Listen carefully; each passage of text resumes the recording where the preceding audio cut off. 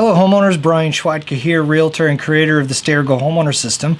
And today's Or Go puzzle piece is on calculating your net return when you're selling a home. And this is critically important when you're trying to evaluate where you stand, whether you're going to sell your home or not. You need to know exactly how much it's worth. And so what we do at Or Go Homeowner, we want you to know before you go. And the first step in the whole system is to evaluate where you stand. You need to know, you need to gather up all this information and do a bunch of homework to find out where you stand in your real estate. Where do you stand in your finances and your taxes and your cash flow and your investments and your retirement strategy? Where do you stand in your legal situation with your will and your trust and how you're holding title?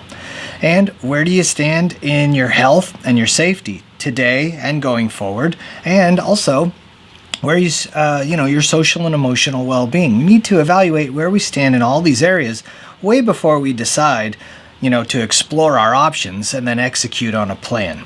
So the first step, I think, in evaluating where you stand in your real estate is to go back to a couple of videos we've already shot, and we talked about the most important thing is the basis.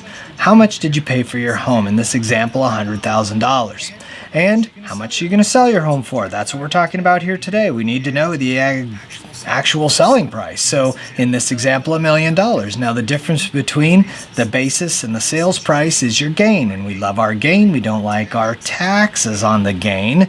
And so we would much rather defer our gain. In fact, a long time ago, before 5/7 of 97, we used to get to defer our gain. In fact, when we sold a home a long time ago, instead of paying the capital gains taxes, we would defer that gain into the next house and then defer that gain into the next house. Well, the rules changed on 5/7/97, and if you sold something after 5/7 of 97, the government would want you to belly up to the bar and pay those taxes on those back deferred gains. Now, the good thing that happened when they changed the rules is they gave us what's called exemptions. Exemptions are great because they increase our basis. The bigger the basis, the less the gain. So they let us have an exemption for all of the improvements we've done on our home, all of the repairs and upgrades and anything that increase the value of the home. Another exemption is the cost of selling your home comes right off the top. So all of the fees, commissions, home prep costs and whatnot, all increase your basis as well. And then what they gave us on 5/7/97 too was a personal $250,000 capital gains exemption, saying that on $250,000 of gain, you wouldn't have to pay any capital gains taxes on that. One exemption for one owner, two exemptions for two owners, and so on. And we had some capital gain at the top to spend. Now, we did talk in previous videos about how we could get what's called a step up in basis. And if you're holding title correctly, you would get what's called a full step up in basis. And think about that.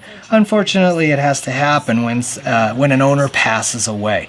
When the owner passes away, and if there's a surviving spouse or an heir, they need to know what the home was worth on the day that they passed, because that's now your new basis. And imagine if you were to sell the home that day, it looked like you bought it for $1 million and you sold it for $1 million and there would be no gain. Caveat, that's if you were holding title correctly. If you were not holding title correctly, you may only get what's called a partial step up in basis. And if you need to figure out how you were holding title when someone passed away, get in touch with me and I can help you figure that out. Also, the wording is in your trust. Okay, so if no one did pass away, you're going to pay some taxes on some capital gain at the top, you're going to pay your mortgage off, and then whatever's left over is the net to the seller. Now notice one of the most important key factors here, again, that's why we're doing this video, is what the home was worth. What was the sales price? So how do we get a realistic home value? Well, what we don't want to do is we don't want to go on Zillow or some sort of computer program that lumps our house into a zip code of averages and gives you some random number that is not very realistic. We don't want to do that. We don't want to have a pushy realtor trying to tell us that our home is worth more than it actually is so that it gets us excited to sell our home, and then it doesn't sell for that, and now our plan is shot. We need a realistic home value. So the reason we need that accurate price is so that we can evaluate. Remember, that's step one. And once we know all of this information, we can then take that information and meet with our CPA, our financial planner, our estate planner, our contractors, our realtors, our downsizers, our seniors communities, whatever it is, and we can explore our options with those people. Okay? And then once we can explore our options, we can put together that strategic plan. But now we're back to how do we get a realistic home value? It's super important. One way you can do it is you can go with your gut. I'm sure you kind of know what your home is worth. You've been to open houses in the area. Your finger's on the pulse of the market. You kind of know how much your house is worth, but it's not very accurate.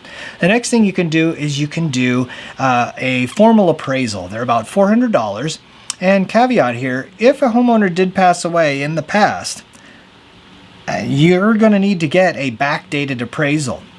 They're a little bit more expensive, but you need to know what your home was worth when that other co-owner passed away. So that's an action item, piece of homework for you, is to call an appraiser, have them do a backdated appraisal. But yes, you can find out how much your home is worth today also with an appraisal, but it's $400 and you might not want to do that.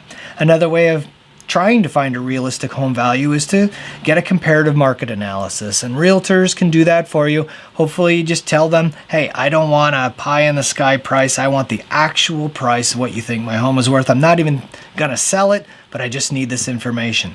If you don't want to do that, you can go to the Or Go Homeowner website. There is a tab there, more, and you can get a home quote. And I know you're probably thinking, well, Brian, you're a realtor, and you're gonna tell me some high price number. No. I created this class. I know how critically important it is for you to get an accurate price on your home so that you can evaluate and explore and then execute. So in addition to the CMA that I'm going to send you, I'm also going to include how the county records show you holding title in your home. And then lastly, what I'll send you is a seller's net sheet, which breaks down every single fee that you're going to spend in selling your home. And like I said, you do need to know that because that's an exemption for you. It comes right off the top. So you need to know how much everything's going to cost. So that's free. It's easy to find. Go on the website. You can request the comparative market analysis from me. You can get a hold of me on the website. You can get a hold of us on Facebook on the website. Then also on the website is information on live classes. They're starting soon. Or video classes. I'll give you access to those. Or we can do the personalized one-on-one consultation, which is made just for you, and I can get that out to you. So lots of ways to evaluate. Now I want you to remember, this is a disclaimer.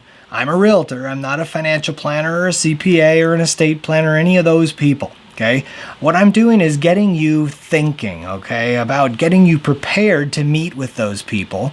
And if you do have detailed, specific questions about taxes and finances and wills and trusts and all that kind of stuff, you're going to talk to individual people separately. I'm a realtor, like I said. So that's it for me. Thanks for learning and listening, and I look forward to either seeing or hearing from you in the future. Take care. Bye-bye.